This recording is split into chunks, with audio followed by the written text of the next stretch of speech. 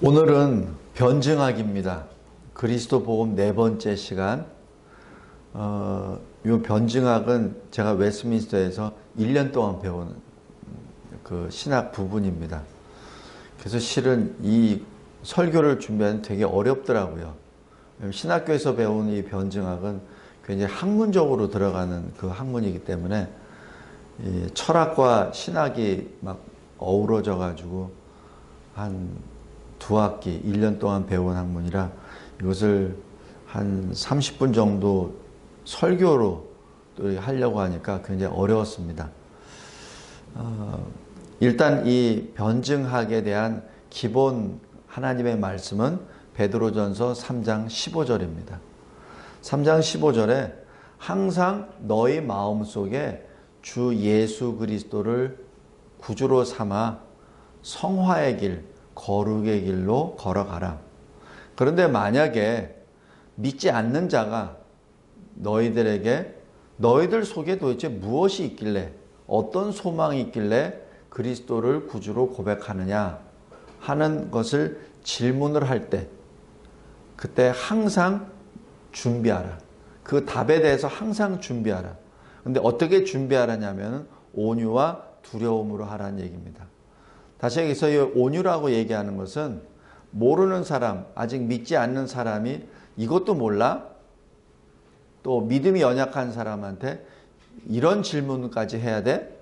라고 해서 상대를 판단하거나 비평하는 마음으로 답을 하지 말고 부드러운 마음으로, 이 온유란 얘기는 사랑입니다.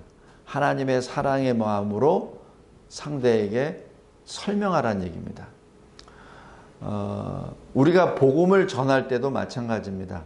예수 그리스도 복음을 전할 때 사실 어떤 경우에는 화가 난 경우가 많이 있습니다. 왜냐하면 상대가 전혀 다른 방향으로 내가 전하는 복음에 대해서 반응을 나타내기 때문에 그래서 화가 나기도 하고 분노할 때도 있고 또 어떤 때는 슬플 때도 있습니다. 그런데 여기 성령께서 우리에게 주시는 말씀은 온유함으로 하나님의 사랑을 받은 자로서 그 사랑을 받은 만큼 사랑으로 표현하라는 얘기입니다. 다음에 두려움이라는 얘기는 사람을 두려워하는 것이 아니라 하나님을 경외하라는 얘기입니다. 그래서 이 믿지 않는 자나 또 믿음이 연약한 자가 나에 대하여 나의 소망에 대해서 질문할 때에는 하나님 앞에 서 있다는 그러한 경외한 마음으로 전하라는 얘기입니다. 우리가 전도를 하거나 또 선교를 하거나 또 무슨 일을 하든지 항상 이 두 가지 덕목이 반드시 요구됩니다. 사랑과 경외입니다. 하나님 앞에 내가 서 있다고 늘 생각해야 됩니다. 상대가 불신자나 믿음이 연약한 자라고 해가지고 그 사람 앞에서 얘기한다고 생각하면 안 됩니다. 내가 하나님 앞에 섰고 하나님 앞에서 내 신앙 고백을 하나님 앞에 고백하고 그것을 나에게 질문하는 불신자나 믿음이 연약한 자에게 내가 설명해 준다는 그 말입니다. 그런데 이것을 항상 준비하라는 것이죠. 그래서 우리는 그리스도인으로서 어떻게 살아야 됩니까? 항상 내 신앙을 고백할 수 있는 준비를 하도록 살아야 된다는 얘기입니다. 당신 그리스도인입니까? 네, 그리스도인입니다. 나는 예수 그리스도를 나는 믿는 구주로 믿는 사람입니다. 라고 고백하듯이 당신은 왜 믿습니까? 왜 당신에게는 천국의 소망이 있습니까? 라고 했을 때 거기에 대한 확실한 답을 항상 예비하라는 얘기입니다. 그것이 변증학입니다. 지지난주에 엘랭틱스라고 얘기했죠. 이 엘랭틱스는 offense of faith라고 보통 합니다. 신앙의 공격. 바로 믿지 않는 자에게 예수 믿어라. 아니면은 너는 지옥 간다. 회개하라. 천국이 가까이 왔느니라. 하는 그런 식으로 공격을 하라는 얘기고, 여기서 변증, apologetics는 바로 defense of faith입니다. 바로 내 신앙을 방어하는, 내 신앙을 지키는 것이죠. 그래서 묻는 자에 대한 수동적인 대답입니다.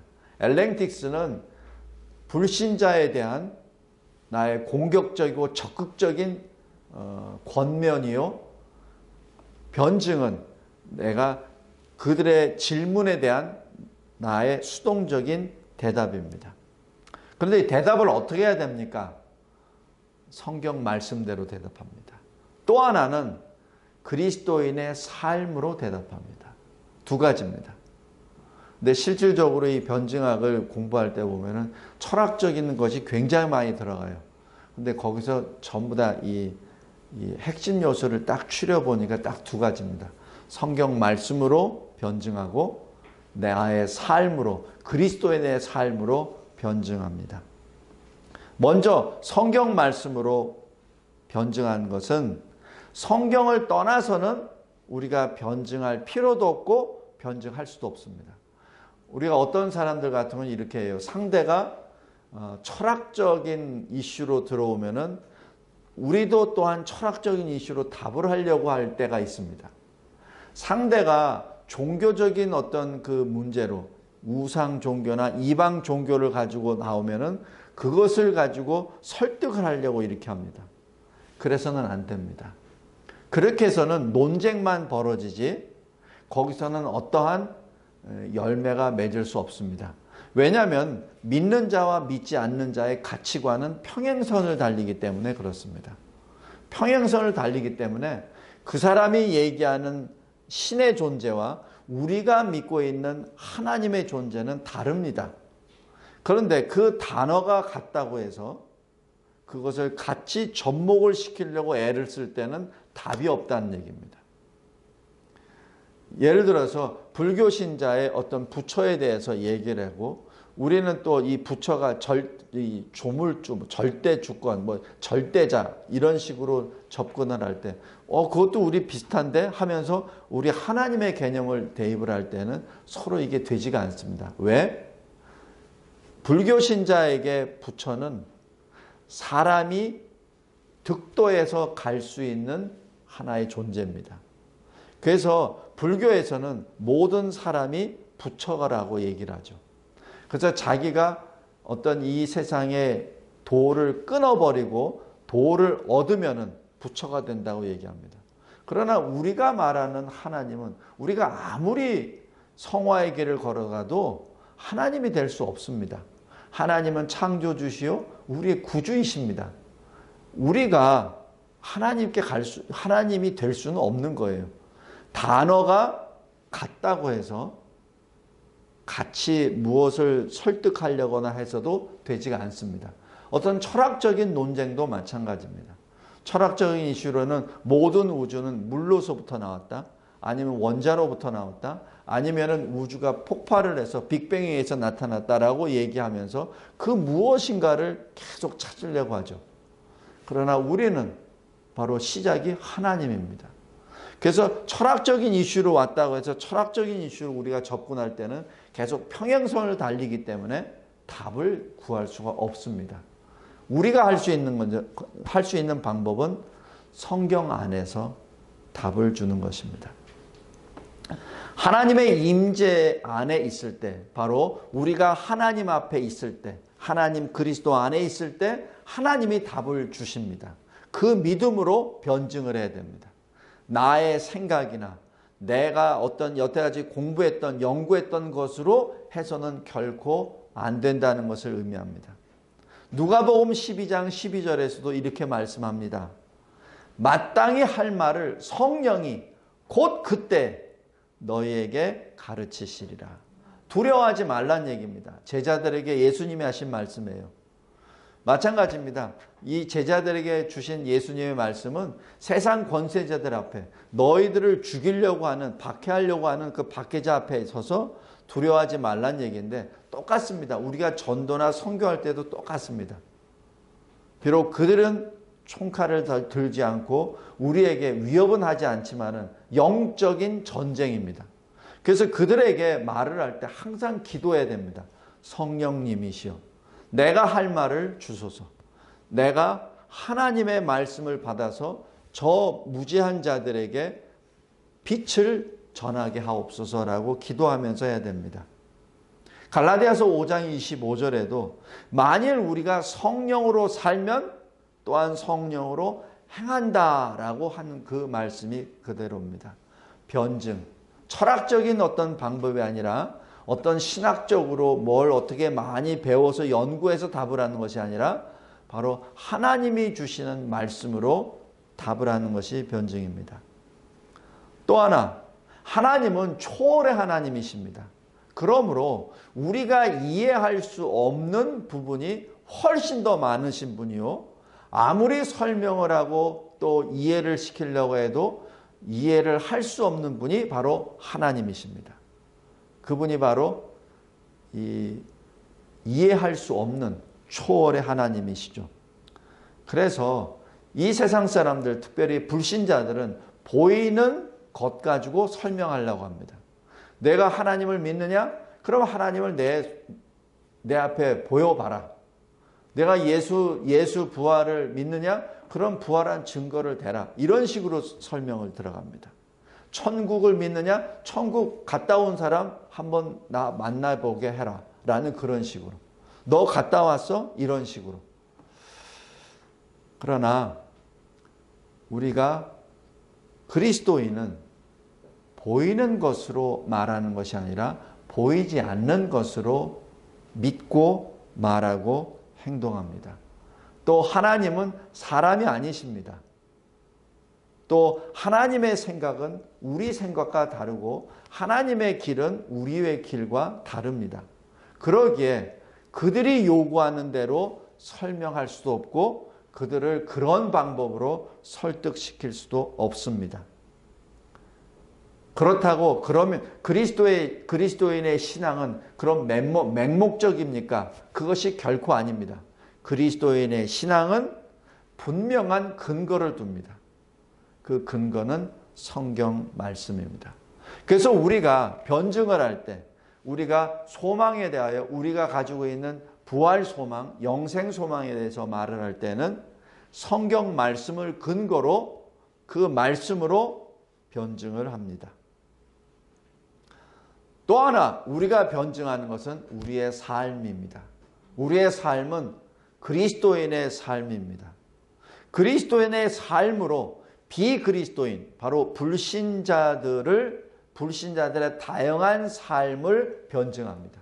우리의 삶으로, 그리스도인의 삶으로 불신자들의 삶을 변증하는 것이죠. 그들에게는 여러 가지 다양한 가치관과 세계관과 철학이 있습니다. 거기에 대해서 우리는 우리의 삶으로 증거하게 되는 것이죠. 그래서 이 변증이라고 얘기하는 것은 두 가지 의미가 있습니다. 하나는 증거한다, 증언한다는 얘기죠. 그리고 또 다른 얘기는 바로 증거에다가 내가 그대로 산다는 것을 의미합니다. 로마서 12장 2절에 너희는 이 세대를 본받지 말고 오직 마음을 새롭게 함으로 변화를 받아 하나님의 선하시고 기뻐하시고 온전하신 뜻이 무엇인지 분별하도록 하라라는 것이 바로 그리스도인의 삶의 지침입니다.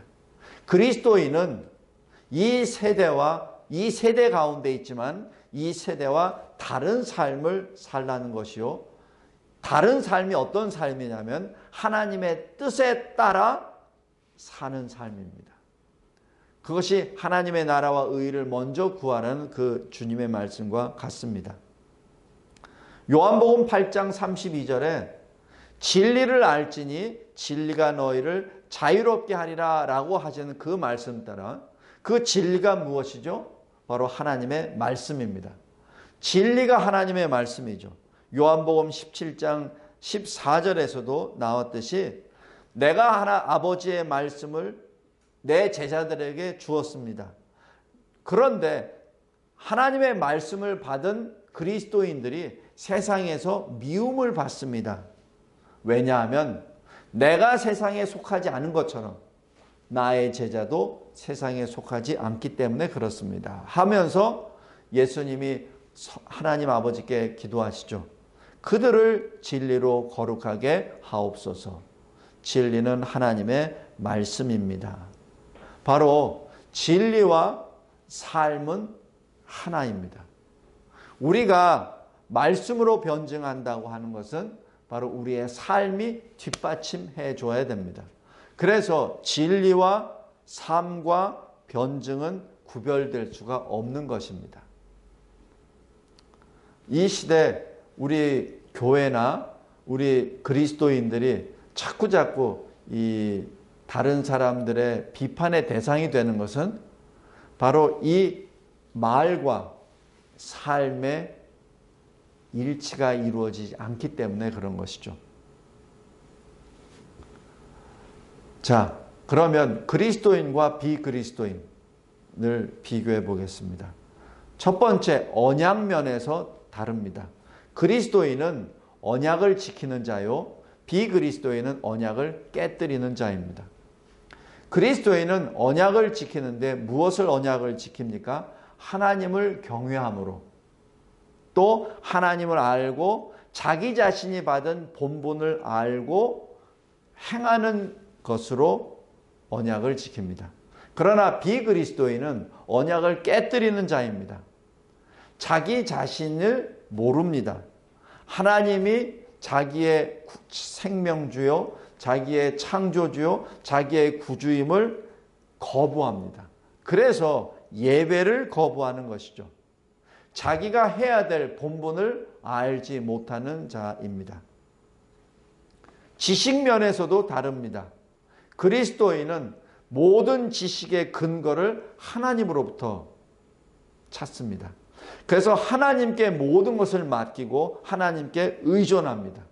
그 결과 하나님을 경외하고 하나님을 사랑하고 하나님께 감사합니다. 그러나 비그리스도인은 마치 자기가 하나님과 관계없는 존재처럼, 하나님으로부터 독립된 어떤 것처럼 불경건함으로 진리를 억압합니다. 그래서 하나님께 대한 감사, 사랑, 경외하는 마음이 없죠. 이것을 하나님의 말씀으로 보면 잠언 1장 7절에 여호와를 경외하는 것이 지식의 근본이라고 했습니다. 바로 그리스도인은 하나님을 경외함으로 말미암아 하나님의 지식을 얻게 되는 것이죠. 에베소서 4장 24절에 바로 그리스도 안에서 새로 회복된 하나님의 형상, 하나님을 따라 의와 진리의 거룩함을 지으심을 받아 새 사람을 입으라라는 새 사람이 그 모습입니다. 골로새서 3장 10절에서도 새 사람을 입었다면은 자기를 창조하신 이의 형상을 따라 바로 아담의 범죄함으로 말미암아 잃어버렸던 하나님의 형상에 따라 지식에까지 새롭게 하심을 입은 자다. 바로 이 지식은 하나님을 아는 지식이 됩니다. 왜냐하면 하나님을 아는 지식이 있어야 다른 지식의 확산이 가능합니다. 하나님의 지식이 없다면 다른 지식은 존재하지 않습니다. 그것은 허상이요 거짓일 따름입니다. 비그리스도인은 어떻습니까? 마치 하나님과 동떨어진 존재, 하나님이 필요 없다고 하는 존재입니다. 그래서 그들은 로마서 1장 21절에 이렇게 기록합니다. 그들은 하나님을 안다. 그런데 하나님을 영화롭게 하지도 아니하고 감사하지도 아니하고 오히려 그 생각이 허망한 것만 찾고 미련함으로 마음이 어두워졌다라고 기록합니다. 이것이 지식의 차이입니다. 사실 해석입니다. 그리스도인은 사실 해석의 가장 궁극적인 근거를 하나님으로 봅니다. 그리고 성경의 가르침으로 늘 입증하려고 합니다. 성경 말씀을 가지고 해석을 하고 성경 말씀을 가지고 이 변증을 하려고 하죠. 성경 말씀을 근거로 눈에 보이는 것이 아니라 바로 우리의 눈이 아니라 육신의 눈이 아니라 바로 믿음으로 삽니다. 고린도후서 5장 7절에 우리는 믿음으로 행한다라고 하는 것입니다. 보는 것으로 행하지 아니한다라는 얘기죠. 반면에 비그리스도인은 사실 해석을 어떻게 합니까? 성경과 성경의 모든 교훈을 무시해 버립니다. 대신에 자기가 가지고 있는 자기가 가지고 있는 전통적 사고와 혼합을 시켜버립니다. 제가 어느 불교 신자하고 이런 얘기를 쭉 하다 보니까 제가 이제 복음을 전하면은 그거는 불교의 이런 교리와 같아요. 그것은 우리 전통 신앙의 뭐와 비슷한데요? 라고 하면서 슬쩍슬쩍 이걸 혼합을 시켜버립니다. 비그리스도인은 성경 말씀이 아니라 보이는 사실에 근거를 둡니다. 소위 과학자들이 보통 추구하는 것이죠. 보이는 사실에 근거를 두고 중립적인 위치에서 자기 중심으로 해석 적용합니다. 여기서 중립적인 위치라고 하는 것이 어찌 보면 굉장히 그럴듯합니다. 좌우 어디 치우치지 아니하고 그냥 어떤 그 중용의 도를 지키는 것 같은데 진리에서는 중용의 도는 없습니다. 진리는 OX입니다. 진리의 문제를 가지고 어떤 중용의 도나 중립적인 위치를 주장한다는 입장은 바로 진리 반대편에 있다는 것을 의미합니다. 비그리스도인은 모든 사실 해석을 자기 중심적으로 해석하고 적용합니다. 예수님이 말씀하시죠. 마태복음 6장 24절에 한 사람이 두 주인을 섬기지 못할 것이라. 지금 여기 사실 해석 이 자체만 해도 굉장히 이 범주가 큽니다.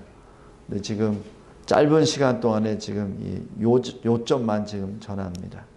그래서 결론적으로 이 그리스도인과 비그리스도인의 그 차이는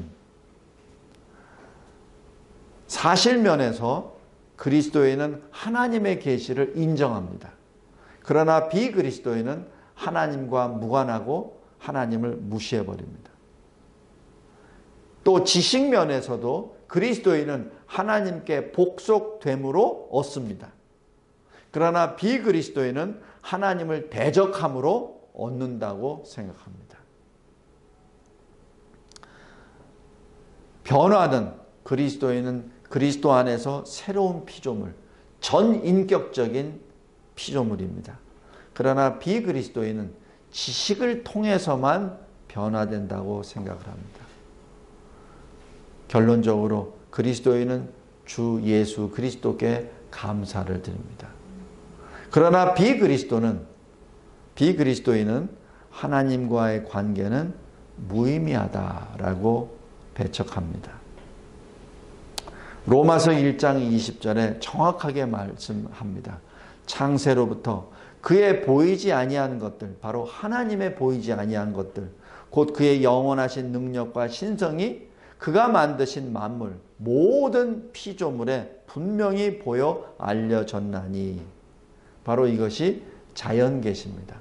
자연을 통하여 하나님이 어떠한 분이시라는 것, 하나님이 얼마나 위대하신 분이라는 것을 모든 사람들이 다 알 수 있게 되었습니다. 그래서 설사 하나님을 모른다 하더라도 어떤 절대자의 존재는 늘 마음에 새기고 있죠.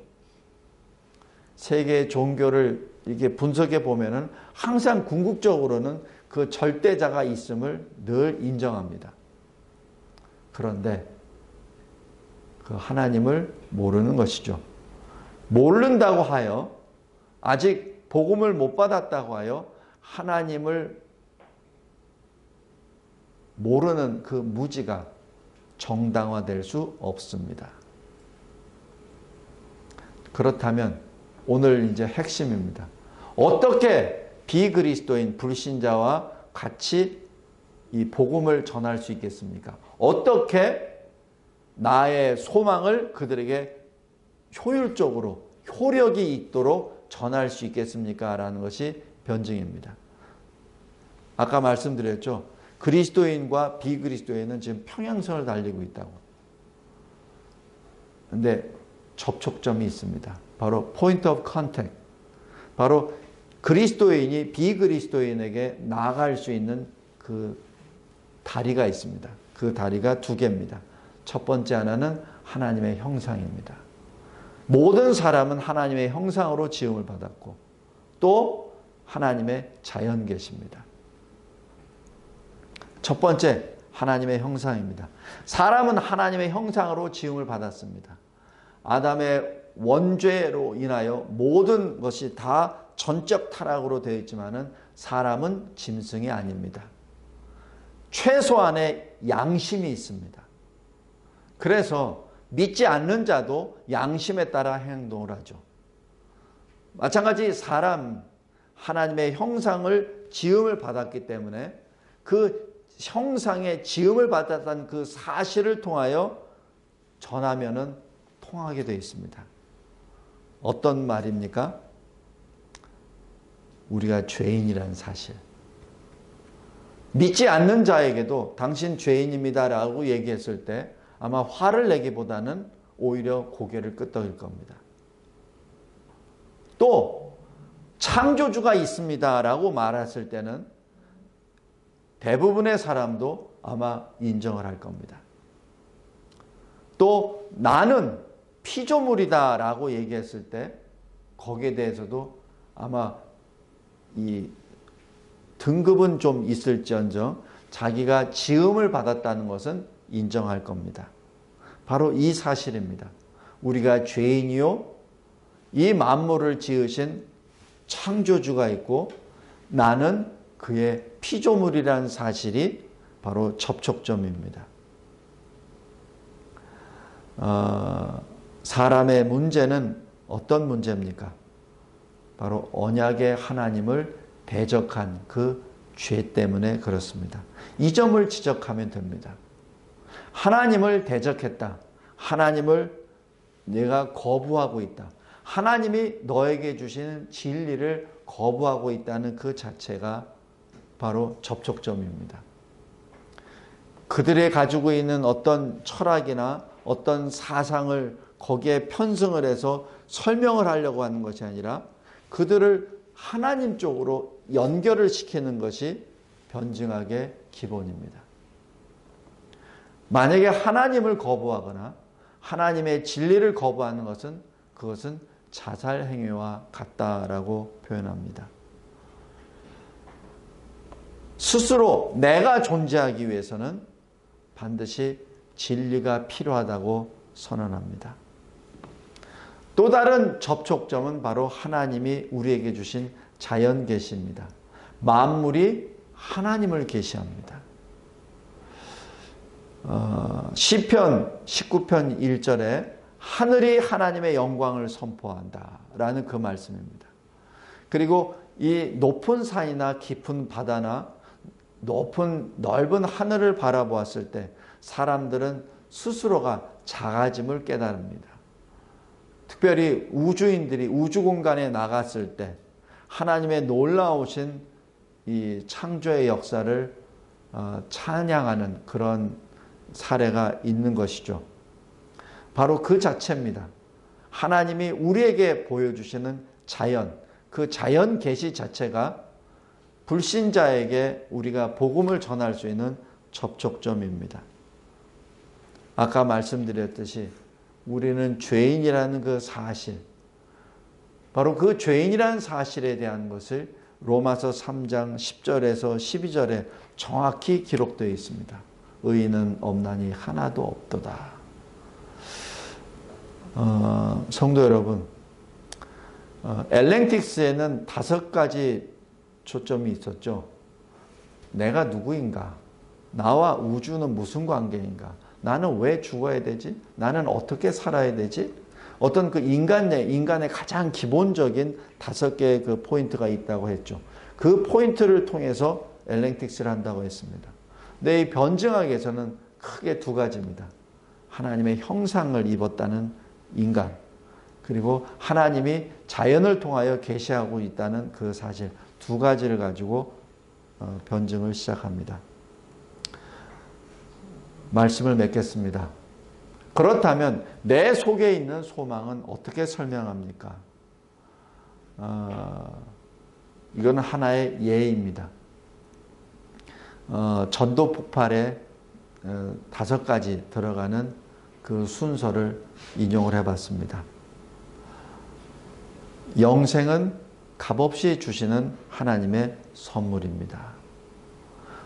우리는 죽게 되어 있습니다. 왜냐하면 우리는 죄인이기 때문에 그렇습니다. 그런데 우리가 죄로부터 다시 생명을 얻기 위해서는 우리 스스로 해결할 수가 없습니다. 하나님이 우리에게 선물을 주셔야 합니다. 근데 그 선물은 바로 믿음입니다. 우리는 죄인이므로 우리에게는 절대적으로 우리를 구원하신 하나님이 절대적으로 필요합니다. 우리가 믿든 안 믿든 하나님은 존재하십니다. 자연을 보십시오. 하나님은 존재하십니다. 우리 삶을 보십시오. 우리는 분명히 죄인입니다. 우리 스스로 어느 누구도 자기 생명을 죽음으로부터 구원해낼 자는 역사상으로 존재하지도 않았고 앞으로도 존재하지 않습니다. 그런데 내가 전하는 바로 그 하나님은 사랑의 하나님이시요 동시에 공의의 하나님이십니다. 사랑의 하나님은 나를 사랑하십니다. 당신을 사랑하십니다. 그러나 공의의 하나님은 당신이 입고 있는 죄를 미워하십니다. 하나님께서는 죄에 대한 벌을 면제하지 아니하십니다. 출애굽기 34장 7절입니다. 왜냐하면 공의의 하나님이시기 때문에 당신이 쥐고 있는 그 죄에 대한 벌은 반드시 묻습니다. 바로 그분이 하나님이십니다. 이러한 문제에 있어서 하나님께서는 이 문제를 해결하시기 위하여 독생자 예수 그리스도를 이 땅에 보내주셨습니다. 예수 그리스도는 완전한 하나님이시오 완전한 사람으로서 우리를 대속하기 위하여 하나님의 어린 양으로 십자가에 죽으시고 부활하셨습니다. 요한복음 1장에 나와 있듯이 태초에 말씀이 계시니라 이 말씀이 하나님과 함께 계셨으니 이 말씀이 곧 하나님이시니라. 그 말씀이 육신이 되어 우리 가운데 거하심에 바로 우리의 구주 예수 그리스도이십니다. 우리가 우리의 양과 같은 모습으로 그릇 행하여 다 흩어져 버렸으나 그러나 그 주님은 우리의 모든 죄악을 담당하셨습니다. 이사야서 53장 6절입니다. 그러므로 오직 예수 그리스도를 믿으십시오. 주 예수를 믿으면 당신과 당신의 집이 구원을 얻습니다.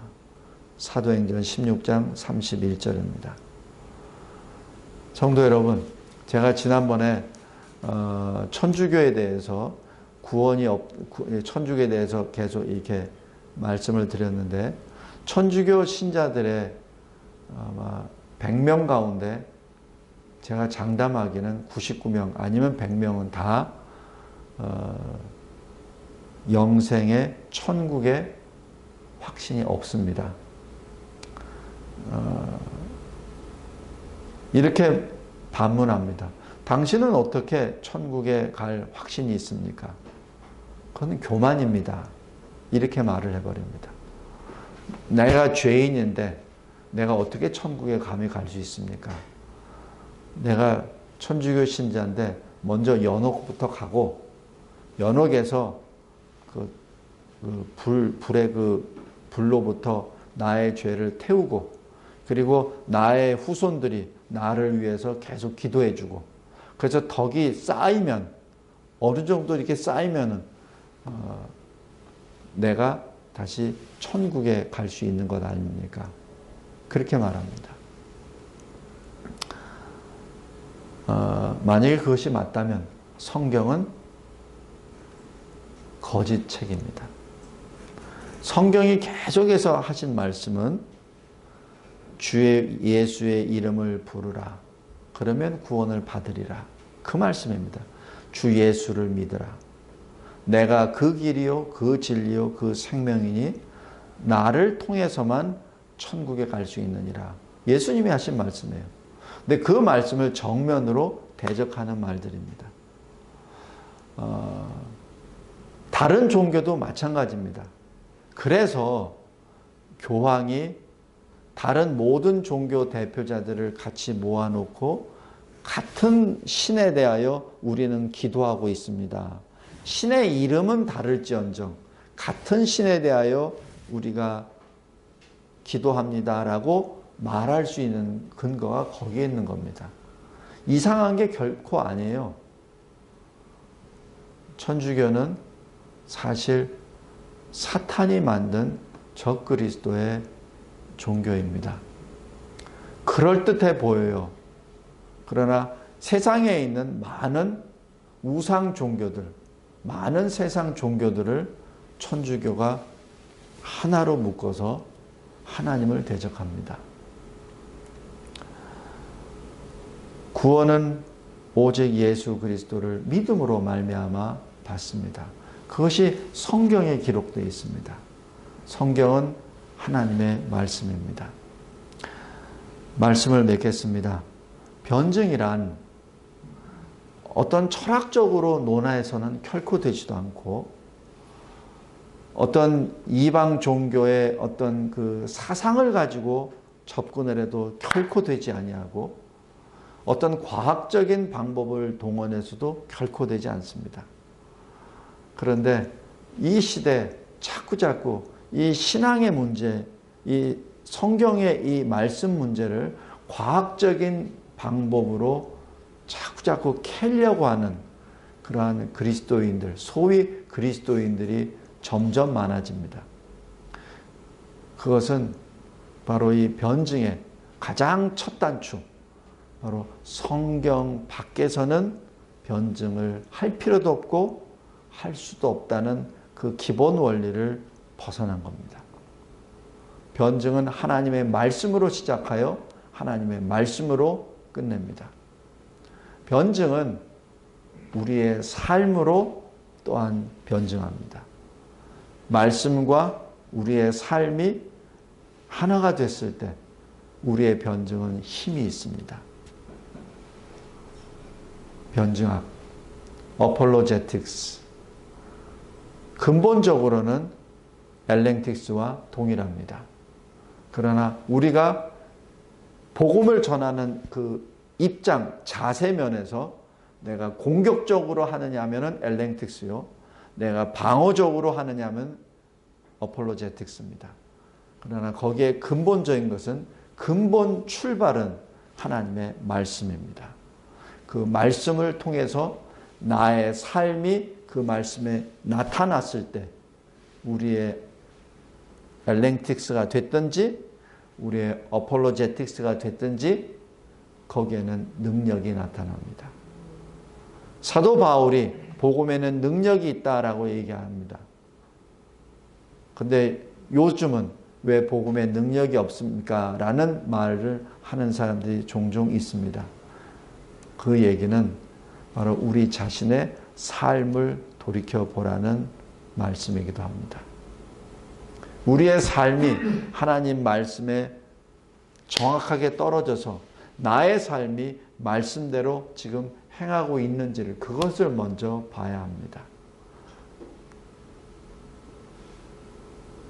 그리스도 복음 네 번째, 어폴로제틱스. 변증은 하나님의 말씀으로 시작하고 말씀으로 끝납니다. 그리고 우리의 삶으로 변증합니다. 기도하겠습니다. 하나님 아버지 감사하고 감사합니다. 신학교에서 오랫동안 많은 철학책과 씨름하며 많은 신학서적을 들고 공부했었던 변증학입니다. 이 변증학을 이 삶 속에서 어떻게 적용을 하고 우리의 삶 속에서 나타내야 하는지 그 방법 고민하고 또 고민케 해주심에 감사합니다. 신학이 그냥 아카데미 안에 보관되어 있는 보물로만 여기는 것이 아니라 보물이라면은 가지고 나와서 세상을 향하여 선용할 수 있는 그러한 학문이 되도록 인도해 주심에 감사합니다. 이 시대가 상당히 어수선하고 혼합된 시대에 살고 있습니다. 진리와 비진리가 섞여버리고 그리스도인과 비그리스도인이 섞여버리고 서로가 좋은 것이 좋다라는 이상한 중용의 도 그리고 중립적인 위치를 주장하는 무리들이 많이 있습니다. 이것도 좋고 저것도 좋고 서로 포용하면서 사는 것이 좋은 듯한 세상으로 변화되는 것 같습니다. 하나님, 그러나 진리는 분명히 하나님의 말씀이요 결코 세상의 방법이나 세상의 원리에 세상의 지식과 섞일 수 없음을 분명하게 말씀이 선포하셨습니다. 아버지, 우리 모든 성도들 늘 진리 편에 서게 하옵소서. 세상이 악해지면 악해질수록 진리를 훼손하고 진리를 자꾸자꾸 더럽히는 그 일에 앞장서는 무리들이 많은데 그들로부터 구별하여 주시고 하나님의 말씀을 붙잡고 우리의 삶이 그 말씀의 지배를 받는 거룩한 이 시대의 그리스도인, 이 세대를 본받지 아니하고 하나님 앞에 거룩한 산 제물이 되는 우리 모든 그리스도인들이 되게 하옵소서. 예수 그리스도의 이름으로 기도드리옵나이다. 아멘.